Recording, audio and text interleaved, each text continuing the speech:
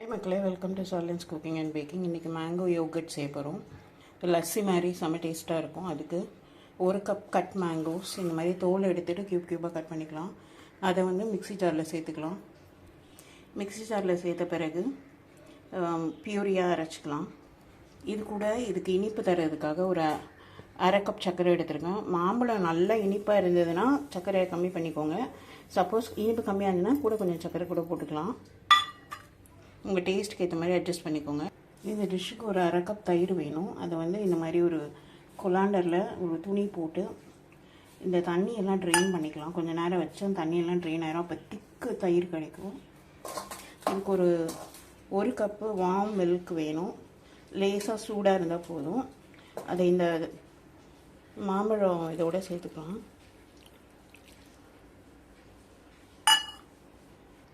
தயிர் நல்லா ட்ரெயின் ஆகிடுச்சு. இப்போ இந்த தயிரை எடுத்து இந்த மிக்ஸ்சரோடு சேர்த்து நல்லா விஸ்க் பண்ணிக்கலாம். அது மட்டும் இல்லாமல் கொஞ்சமாக மேங்கோஸ் இந்த மாதிரி க்யூபாக கட் பண்ணி வச்சுருக்கேன். அதையும் இதோடு சேர்த்துக்கலாம். அப்போ சாப்பிடும்போது நமக்கு பைட்டும் கிடைக்கும்.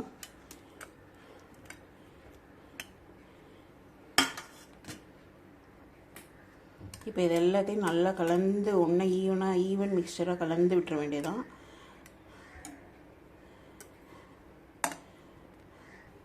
நான் இந்த மாதிரி செராமிக் ஜார்ஸ் ரெடி பண்ணியிருக்கேன். அதில் ஊற்றி செட் பண்ணிடலாம்.